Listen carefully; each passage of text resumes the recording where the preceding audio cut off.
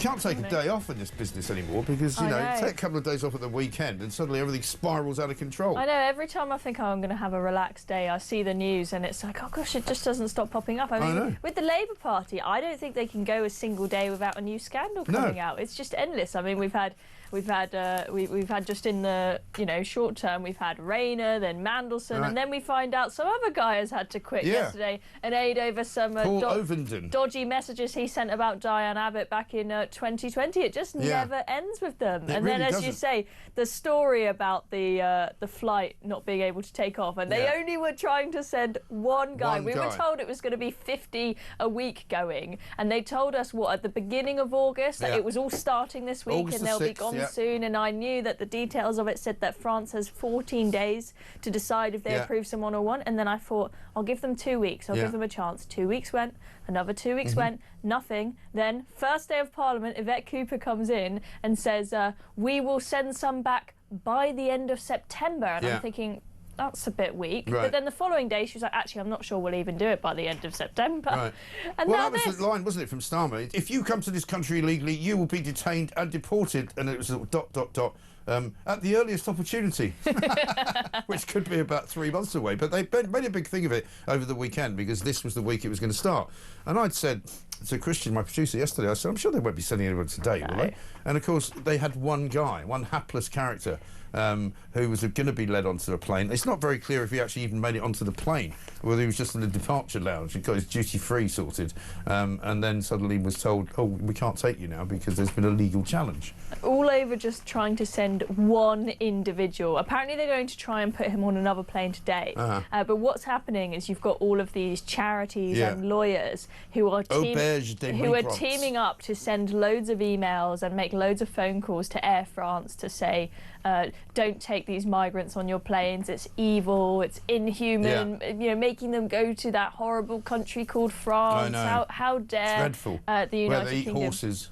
So Air France are probably thinking this is more flack than it's worth to take a few individuals on our flights. Well, it's the same old story, isn't it? It's the same old story that afflicted the Tories when they tried to do it. There's lawyers popping up out of nowhere. They're ringing people in Strasbourg at sort of midnight to make sure that he gets taken out of a restaurant, some judge to give his verdict. I mean, it says here the Home Office says they have to give generous time extensions to the migrants to take legal advice on challenging their deportation as a result of a ruling against the Tory government's thwarted Rwanda deportation scheme. So the legal process actually is going to take a lot longer than everybody thought. Well, I mean, especially with all the backlogs that we have in the courts. Well, it's not going to take any longer than I thought. I'm sure they'll be here for a few more years in a hotel before we even think about sending them back. And I knew this was going to happen when this policy was announced. I was like, I know this is too good to be true, that they're just going to detain a bunch of migrants and a week or two later they're going to be on a plane to France. It's not going to happen. But then we were told... So the whole idea is ridiculous because it's not deporting anyone. They're deporting one person and bringing another person in. So the numbers are actually still going up. Yeah, I mean, I guess the idea is someone thinking of making a crossing from France is going to think, oh, there's a chance I might be sent back this way and I'll never be able to claim asylum in Britain again, so it's not worth the risk. But when it's only 50 a week, I'm sorry, but I don't think that is as good enough of a deterrent. It's not because there's, as I say, since they announced this was happening, since they started detaining people, August the 6th, 5,600 have come, and they're talking about getting rid of one guy. Yeah, I mean, what they say is, oh, we're just starting with 50 a week, but that's just a trial run before we ramp it up and it will be loads of people. But I highly doubt they will ever even get close to even 50 a week, because they can't even send one person. It says here, the French authorities said they had been told to expect fewer than 10 people per flight and no more than 2 or 3 on the first passenger jet flown out of the UK. It is understood the French would have preferred larger numbers on a smaller number of flights. It was an absolute shambles. The one policy that they had where it looked like they were going to do not much, but a small little something to create a little deterrent to stop the boats. They can't even get that off the ground, let alone anything meaningful to stop the boats coming across. So, I mean, it's clear as day now that there is absolutely no chance under a Labour government that the boat crossings are going to go down. There are 2 reasons why. One, because it would appear that they can challenge under their right to a family life under Article 8 of the European Convention of Human Rights. But even worse than that, they can also claim that they've been trafficked or are suffering from mental ill health. So they can all say that, can't they? Yeah, I knew this was going to happen, but then there was this this disparity between what the French were saying and the Brits were saying, because we had, when people started to ask the question, oh, surely people are going to make these legal claims, we had Elise and Andy come out and say, oh, no, it's OK, we can send them to France first, and then we can deal with their legal claim after. But then the terms of the deal with the French said we won't take anybody until they have no outstanding legal claims. So that didn't add up, and then there was, no one knows exactly where, apparently this guy was still not, this one individual, we're not entirely sure where exactly he's going to be saying, if he's going to be able to leave and come back to the accommodation. It's just been a total mess over this one little policy that isn't really that much of a deterrent. It should be not that difficult to swap 50 people a week, but seems it is. It's very difficult for Labour to do anything at the moment because they're so busy being mired in scandal. I mean, Dan Hodges, our friend here from our show, where we sort of made him into a Starmer hater when he started off being quite a supporter, he basically says, this proves what ministers have told me all week, Downing Street is falling apart. Prime Minister's authority is completely collapsing. And this is on the subject of this guy, Paul Obenden. But Starmer actually was so panicky yesterday, he decided to go out and actually give an interview to Channel 4 News and also to other kind of selected outlets. Not to us, of course, but we've got it. Have a look at this.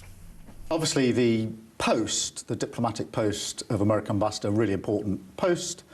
And Peter Mandelson, before he was appointed, went through a due diligence process. That's the propriety and ethics team went through a process. And therefore, I knew of his association with Epstein, but had I known then what I know now, I'd have never appointed him. If I'd known then what I know now. Well, what he knew then was that he had a friendship with a convicted paedophile. Yeah. And so apparently that was OK. That's not a problem. You can be the American ambassador for the UK as long as you regret it and you're sorry that you were friends with a paedophile that went to prison for child sex offences and for trying to procure a child for prostitution purposes. That's fine, OK? He doesn't mind that. So he's now saying that because he wasn't shown a couple of emails that make it look worse than he thought it was, he wouldn't have appointed him. It makes no sense, does it? No, I mean, Keir Starmer from the start has, and all of the people surrounding him in number 10, it would seem, have just been completely off the mark with recognising what is going to blow up into a scandal and what isn't. I mean, every day they seem to do something stupid. And with Peter Mandelson, what they clearly did is they appointed him knowing that he had strong links with Epstein, knowing that he was friends with him, not just before, but after the man was convicted. I know there are a load of people that were associated with him, but you can possibly give them benefit of the doubt if it was before they knew what this guy was up to, right? But after he's been convicted, absolutely no excuse. Mandelson stayed in his house in New York when he was in prison. Yeah. Now, if you're going to stay in a guy's house and he's in prison, you think you might ask what he's in prison for. Yeah, and did business deals with him after he was convicted. But what Starmer thought when he appointed him was, oh, it's worth the risk of a possible story because we're really nervous about our relationship with Trump and we just want to get a guy that's experienced in. How dumb do you have to be to not recognise that that is going to blow up into a big story? The other way to look at it, which I think is slightly more likely to be the case, only because of the influence that he has, is the whole Blair project, which is still kind of hanging around like a bad smell, would have been pushing for Mandelson. McSweeney was pushing for Mandelson because he used to work with him when he was in the Blair government. You know, the Blair people, including Tony Blair, would have been pushing for him. And that's, I think, the problem, because Starmer is so weak that he just kind of goes along with whatever anybody tells him. Let's have a look at his next bit, right? This is where he talks about the timeline of what number 10 knew. It was only on Wednesday early evening that I knew the contents of the Bloomberg emails. It was only very late on Wednesday when Peter Mandelson replied to the questions that had been put to him by government officials. And it was on that basis that I took my decision that he should be removed. What I knew before PMQs was that there had been media inquiries. I didn't know the content of the Bloomberg emails. And I knew that questions had been put to Peter that he had not yet answered. And he hadn't answered them by the time it got to PMQs. There is, of course, a time lag in America, but I knew that there are questions that have been put to him, but I didn't know what answers he was going to give to those questions. That came later on Wednesday. And that's why, at that point, I gave the answer I did at PMQs, and that's the extent of what I knew at the time. So he's now blaming the time difference between London and Washington. You know, but they're 5 hours behind. So, I mean, I didn't have any answers. He's the Prime Minister. You get the guy out of bed. You go, look, answer this right now, because I'm going to go... He has to clock off at 6 p.m, Mike. We know that, don't we? Yes, but this was... He's talking about Wednesday at PMQs. So don't forget, Wednesday he got up at midday and he was asked by Kemi Badenoch, you know, do you have full confidence in the ambassador? And he said he had full confidence in him. It wasn't just, well, actually, we're waiting for him to answer some questions, or actually, we're investigating what he may have known that he hasn't told us about. No.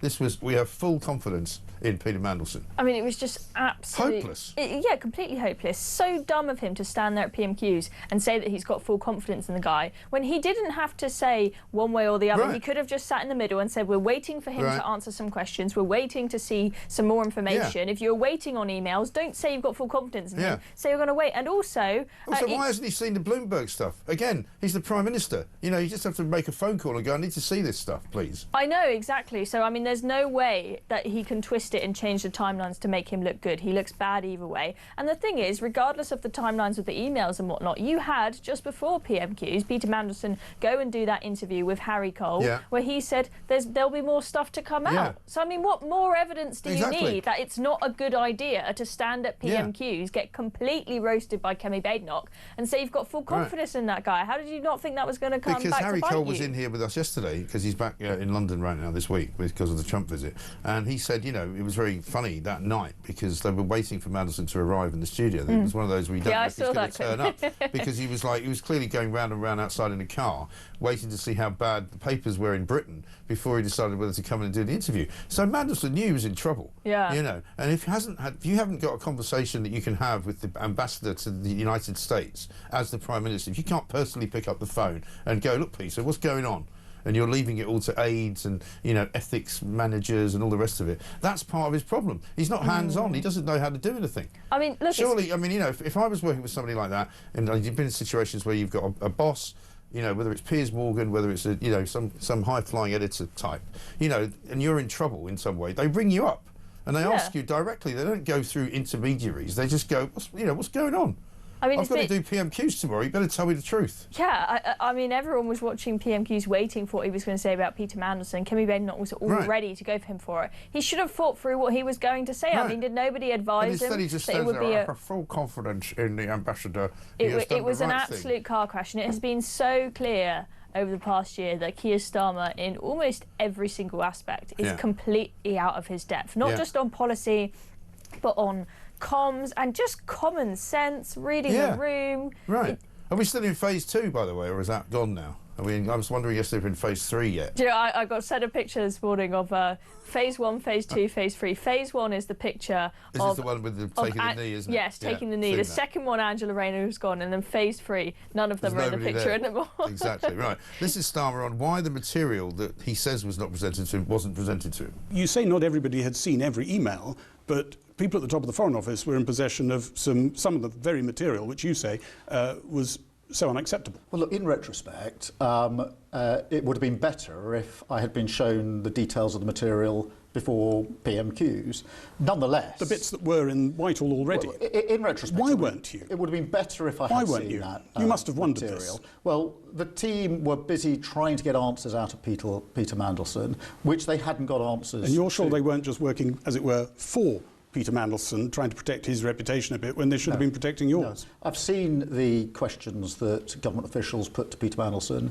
I've seen the response he gave to those. You think he was obfuscating? Well, what I'd just say about those questions, they were the right questions, in my view, and they were waiting for Peter to reply. So they didn't know what his reply was going to be any more than I did. But look, if you're asking me now, you know, days on, would it have been better if more of this material had been brought expressly to my attention? Then yes, it would have been. I mean, it's only wonder they can't get anything done in this government. I mean, you might as well send a guy on horseback, you know. Yeah, he just babbles on. I mean, that is what we call a word salad there. A couple of carrier pigeons over to Washington, D.C. Well, Peter hasn't got the carrier pigeons yet, so we don't know what his answer is. I mean, it's ludicrous. Pick the bloody phone up and ring him. I know. I mean, there's just no excuse for it whatsoever. No. And the other thing they've done with this, handling it absolutely atrociously, is they decided the guy that they would send out on the media rounds to defend the decision to have Peter Mandelson Was Peter Kyle, yeah. So you've got Peter. He didn't know anything. You've got Peter. Well, he doesn't know anything. But ironically, you've got him defending a guy who had links to a prolific paedophile, whilst he is also the guy who decided to say that Nigel Farage is, cozying up to paedophiles like Jimmy Savile for simply criticising the online safety bill. So he's been on his moral high horse talking about how evil paedophiles are previously, and then he's out defending a guy who's mates with him on Sunday. I mean, couldn't you have picked somebody else to go and do those media rounds? Yeah, to go back to Keir, well, as Dan Hodges says, clearly, Downing Street is literally falling apart. It's in meltdown. There's nobody running it. Nobody's running anything. All these interviews. Nobody knows what to do. I mean, this guy who's had to resign, Overton, is one of the guys who's closest to Morgan McSweeney, one of the key aides in Downing Street, and he's had to go because of his embarrassment about Diane Abbott, which is pretty awful. I mean, it's years ago, it doesn't really matter. But this is the trouble with these characters. These sort of political apparatchiks. They're all a bit odd. And they have, all sorts of WhatsApp jokes with each other all the time, most of which are pretty unpalatable, and I don't really care about that. But you can't be doing that in government. You just can't get away with it, can you? I mean, if you are in government and you send if you're a politician, you send a WhatsApp, you need to send that knowing there is always a chance it's going to be screenshotted. But these people just don't seem to have the common sense to know that, and they'll put something stupid on WhatsApp that can then, lead to them having to resign. I mean, it seems like, I know these messages were from back in 2020, but it really seems like the people around Starmer, they do the most idiotic things and somehow think that it won't blow up in a big story. Whether they've... and Keir Starmer, he'll come out and say, oh no, we have got loads of integrity because all of these people that have had to resign, we've acted really quickly to make sure they resign. Because that's his definition of integrity. I know, and I'm like... But Keir Starmer, have you seen how many of them have had to go? I mean, you had Louise Haigh for the whole phone disaster first. Then you had... We had Sue Gray before that. You had... I can't even remember. There are so many scandals, I forget. Yeah. And then you had, the Minister for Corruption having to leave because she's being investigated for corruption.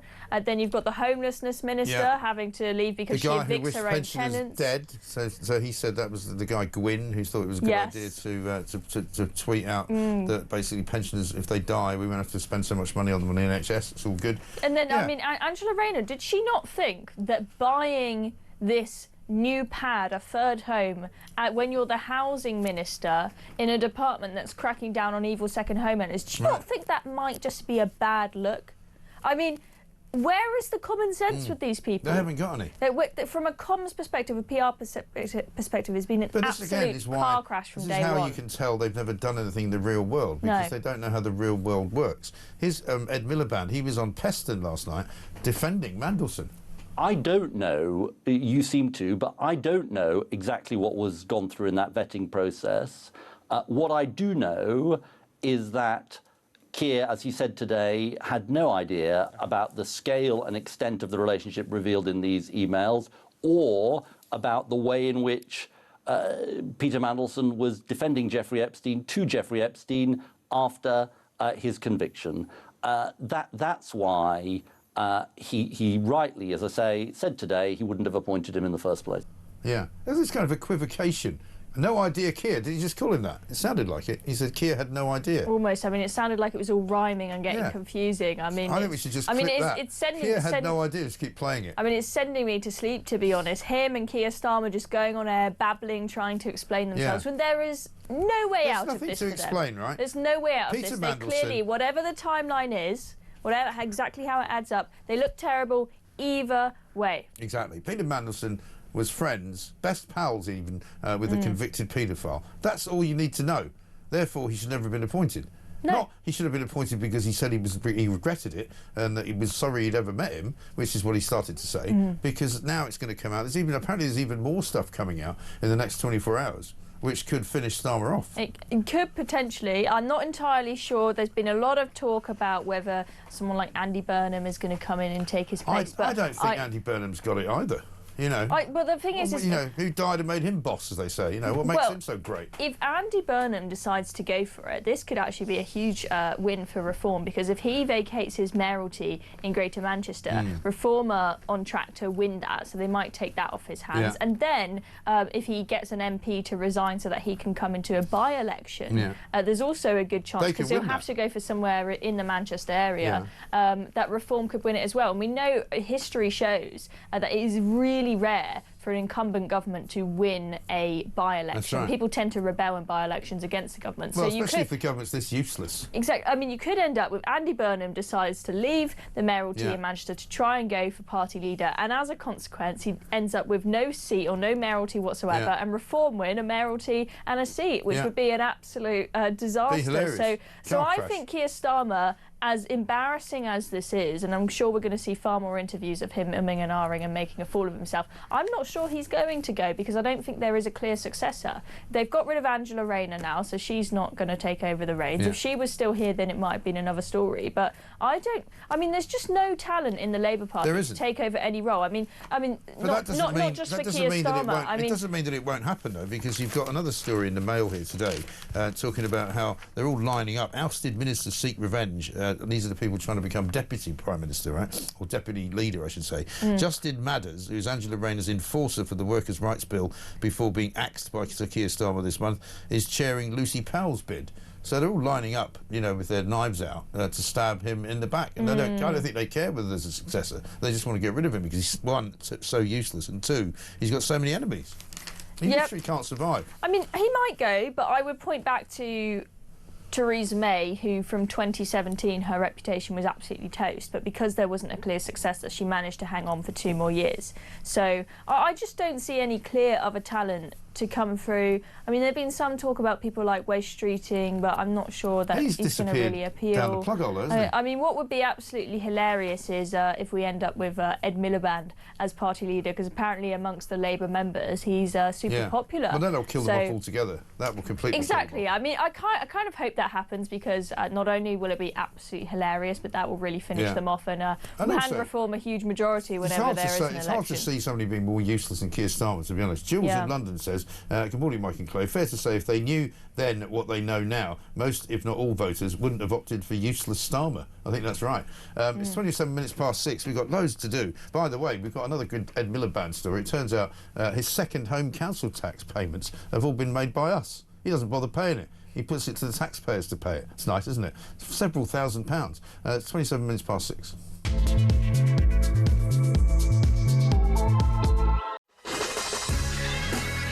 Welcome back to Morning Glory, 6:31. I'm Mike Graham. This from Tony. It says Paul Ovenden, Starmer's Director of Strategy, and posted awful explicit photos of racial slurs against Diane Abbott. What the hell is going on in number 10 Downing Street? Well, you do wonder what they're doing sitting around all day. Keir Starmer, meanwhile, is still desperately trying to make out that he's got some very important things going on, including a nuclear deal. This is with the United States of America. He's hoping this might rescue him from the state of his hapless government. Basically, Trump arrives today, and they've done some deal with them to build nuclear power plants, small nuclear power plants up and down the country. I think he tweeted this.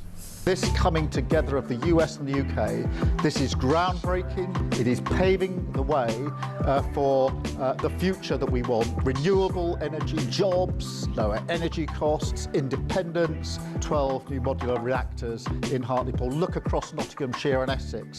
This is what you get when you have a government that works with other governments across the globe, capable of getting the investment in that we need in this country, and is working with the private sector to deliver. Do you think they've got somebody who selects the music for these videos? It's awful, isn't it? Some dodgy intern who doesn't know really what they are doing. Right. It's just dreadful music. I mean, maybe they go down that road where they have to look for, you know, copyright-free music. Yeah, which they have to pay any money for. I mean, it sounds like some sort of sexy beach bar music. Not really the kind of music I put on a video about nuclear power. No. It just seems very odd. I mean, it is just bizarre. And here he's talking about reform, because he's a bit obsessed with them. But yes, are we up against fake solutions, and they are fake solutions from reform that that won't work, haven't been costed, can't be implemented, the easy answers that will deliver nothing. Yes, we are up against that, and that's why it's very important for me and for you and everybody else to hold what reforms say up to the light, because they are fake solutions, and they're fake. To peddle fake solutions to a worried public is about... Does it sound weird to you that his voice has dropped a slight sort of note? It sounds like his voice is a little bit deeper there. Do you notice that? Maybe. It's Do you think that's because he's a bit nervous? Yeah, I think he's really... Well, people were saying clearly last night, Reform live in his head rent-free. Yeah. I mean, the more he talks about them, the clearer it is that he's terrified of them. Oh, yeah. But the people saying yesterday that were watching this interview saying that he's clearly quite angry. And he's obviously one of these guys, a bit like Gordon Brown. He used to throw phones and stuff like that. He doesn't look like a guy that can control his anger very well. He looks like a guy that would just like go off the. Yeah, he doesn't really shout much, but you can kind of see in his face that he's got this anger bubbling up, and that he's not relaxed. He's always very on edge. It seems to me. Also, his description there. Should we play it again? Let's play it again, because his description of what Reform's policies are like could be actually describing his own. But yes, are we up against fake solutions, and they are fake solutions from Reform that that won't work, haven't been costed, can't be implemented, the easy answers that will deliver nothing. Yes, we are up against that, and that's why it's very important for me and for you and everybody else to hold what Reform say up to the light, because they are fake solutions, and they're fake. To peddle fake solutions to a worried public is about as unpatriotic as you can get. It's almost as though he's changed his voice because he's trying to be more serious or something. I don't know.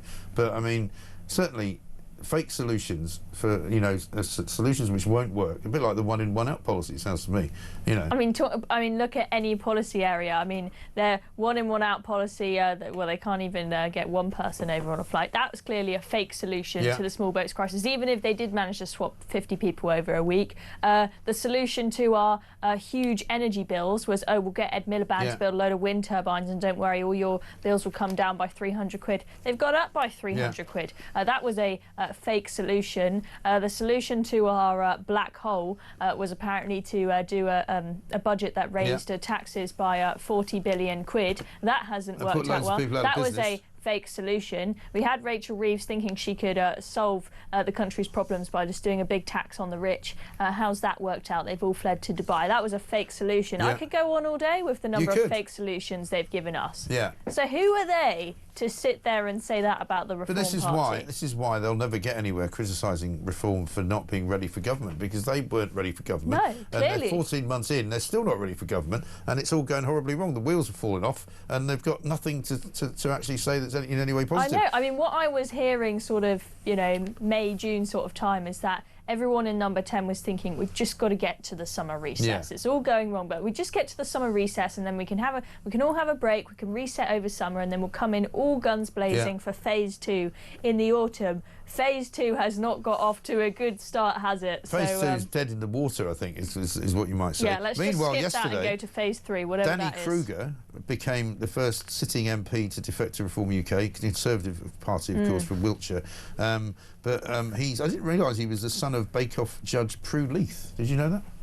No, I didn't know that. I didn't know that. So, yeah, he's been given the role of preparing Mr Farage's route to Number 10 because he's been in senior roles in government before, so he's thought that now be one of the things that Nigel Farage has said is that what they need more of is people who have actually been in government and who understand the wheels of government and understand how to get around the civil service and understand how to just get the day-to-day stuff done. So it's a big signing, and I think everybody could see yesterday that this means that Nigel Farage means business. I know there is some in Reform who say we don't just want all these washed-up Tories joining us, but he's not what you would consider a washed-up Tory, and it means they've now got an extra MP, doesn't it?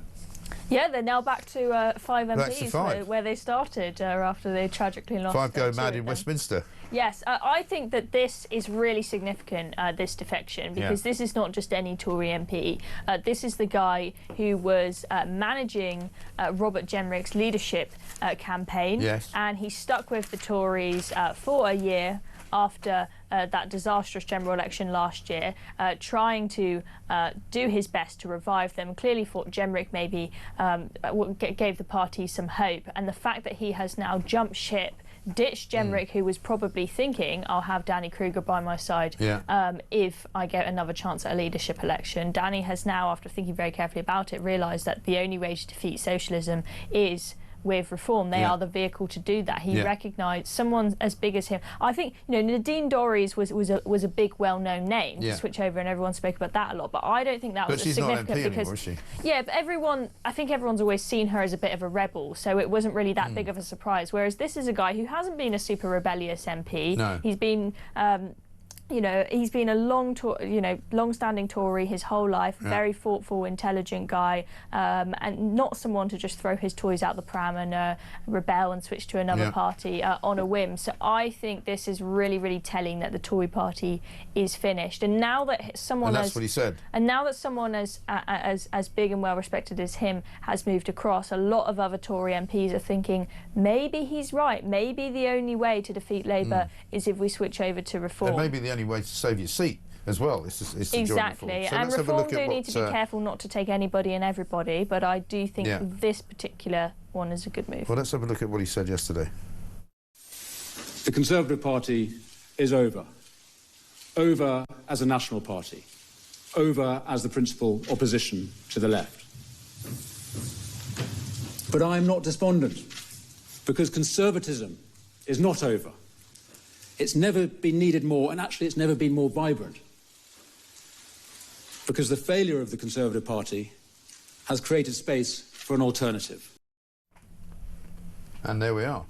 This from Chris in Northumberland. Wow, Red Ed is the only one guy who was more dull to listen to than Robert Peston. What a duo. Darren in Plymouth says, great show, mate. I don't need to be up until 7, but this last few weeks I've been getting up at 6. One thing I'd like to know, this batch of migrants that were prevented from being sent back to France, do we end up getting the ones that France earmarks as the returnees regardless? Keep up the good work. Can't wait to see what farcical fun unfolds today. Well, presumably not. Surely we won't.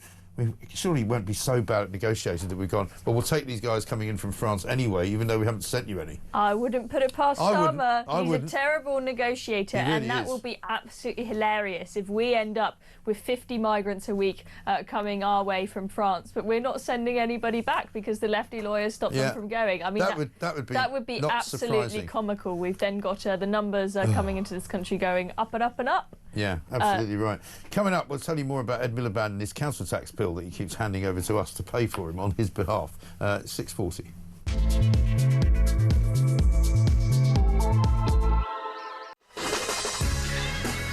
Welcome back to Morning Glory. It's 6:42. I'm here with Chloe Dobbs, and we got a voice note from Boz on One In, None Out.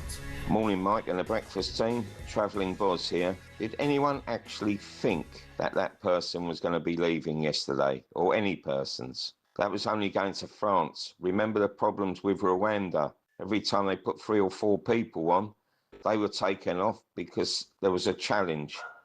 It's a joke. One flight for one person. Just get a whole load of them, all in together, send them over. I mean, it's mad, isn't it? Of course, the way they plan to do it, they say it's cheaper to put them on an Air France plane.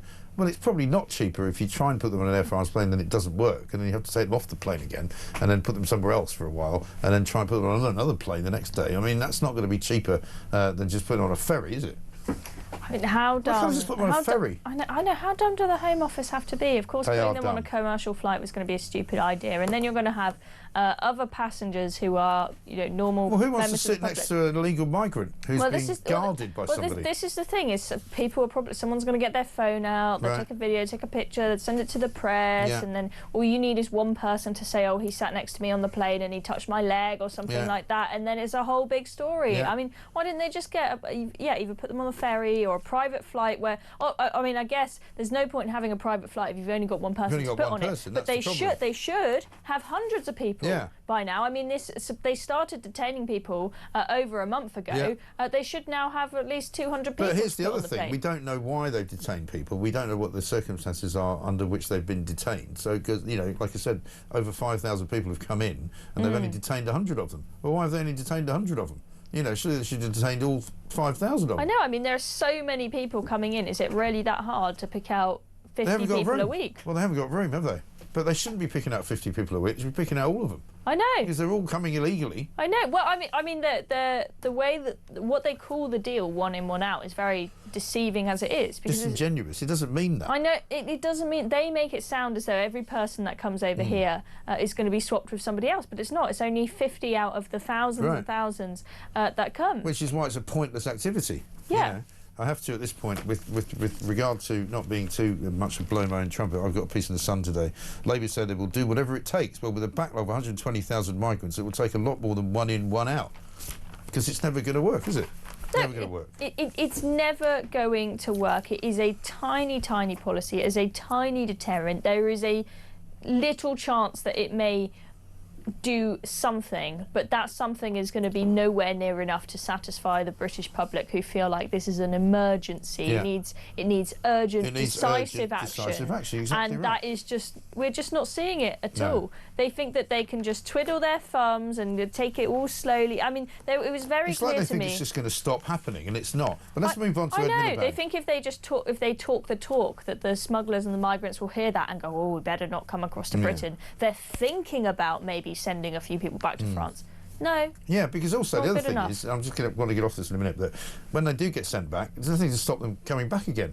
Well, they just come back illegally. Apparently, if they've been sent back, then if they ever try to come again, their asylum claim will automatically be rejected. That's why they claim but what if they come back and they come back looking like somebody else, or they come back having changed their ID? I mean, you know, most of these people, we don't know who they are. I mean, I don't know if we take the fingerprints when they come in. I very much doubt it. They might do, but they don't think they fingerprint everyone. Anyway, let's talk about Ed Miliband, who's been accused of hypocrisy once again. He appears to have passed on to the taxpayer higher council tax bills for their second homes, because a lot of people now, thanks to the Labour government, have got council tax bills going up, because if you've got a second home, you have to pay more, right? This is one of the new policies that Angela Rayner put through. Analysis of MPs' expenses released last week showed that several Labour ministers, including Ed Miliband, Hilary Benn and Torsten Bell, who's meant to be the new great sort of thinker in the Treasury, as well as ministers in past governments as well, have more than doubled what they claimed compared with last year.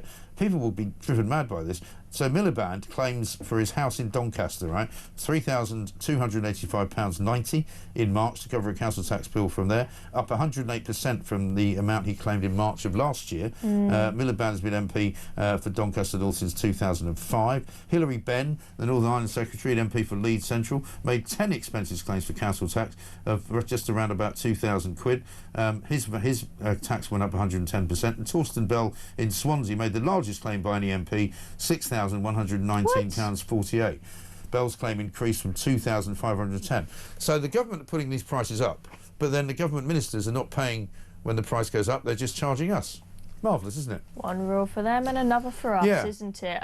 I mean, yeah, presumably the reason why Ed Miliband's bill has gone up 108% is because of their crackdown on evil second homeowners. Yes. And they've got to pay double the council tax. But he's passing it on to us. Exactly. Well, that's not odd, is it? Quite rightly, people who do have second homes are absolutely furious about the fact that they've got to pay double the amount in council tax. Yeah.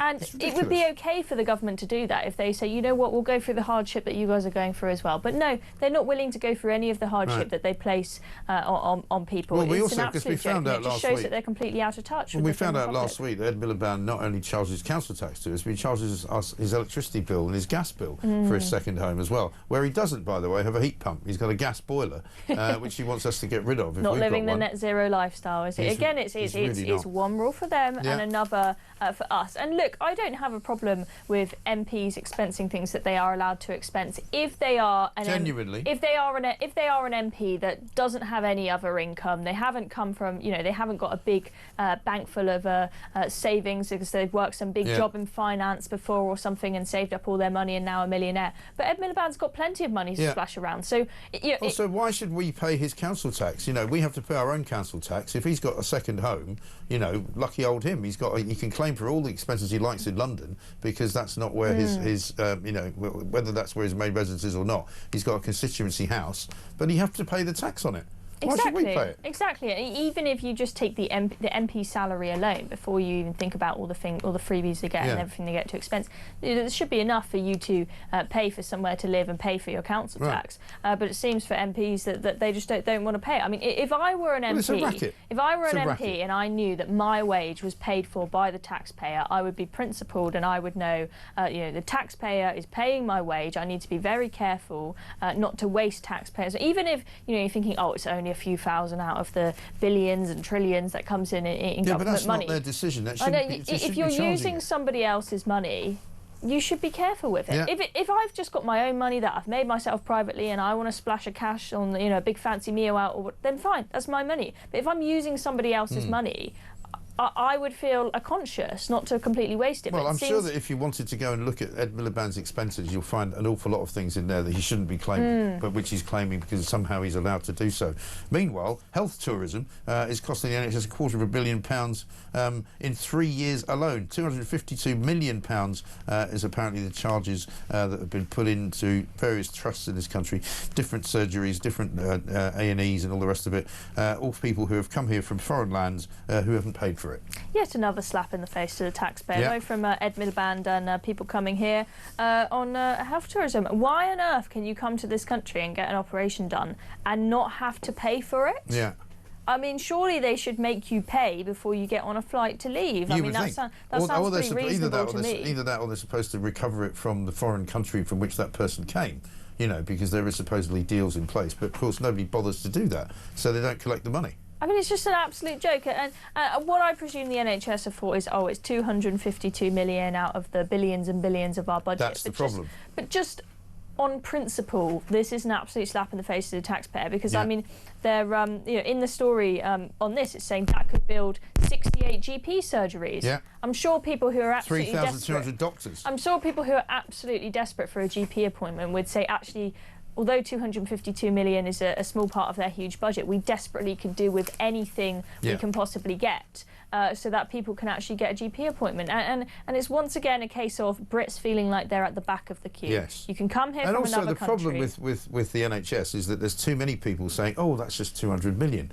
You know, but 200 million but it all adds up. And that's why they have such a waste of money. And I think that goes for all of the government's operations. I mean, I'm very excited to see what happens if and when reform come in and they have their Doge unit to go through every department. I mean, you see it with so many things, with government contracts where they haven't even had multiple people bid on the contract and they're just handing someone way more money than they need to, but they might think, oh, it's just one contract, we can splash a load of cash on this, it doesn't matter. But then all of this adds up.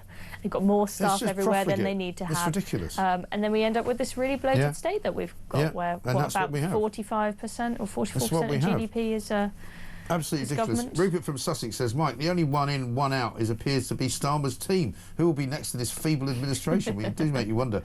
Morning, Mike and Chloe. So if Two-Tier knew then what he knows now, would he still be Prime Minister? Honestly, Mike, the guy's a cartoon, says Peter in Croydon. Let's get a voice note from Lee. Morning, Mike. Lee from Chelmsford. The one in, one out policy's got off to a great start. It seems like the only people that think it's a good idea is Two-Tier and his cabinet of chaos. They're chartering flights and trying to stick one bloke on, and they can't even get that right. And what makes it even worse is apparently the French are sending a flight back on Saturday full of illegals. So not only have we got them on boats, but we've also getting them on flights as well. It's unbelievable, Mike. It really is. And Chloe asked that question. We'll try and get an answer for you during the course of the show, whether the French are going to send these people anyway, even if we haven't sent them anyone. But we've got one more break to take. It's complete chaos, isn't it? The cabinet of chaos. I like that. Back after this.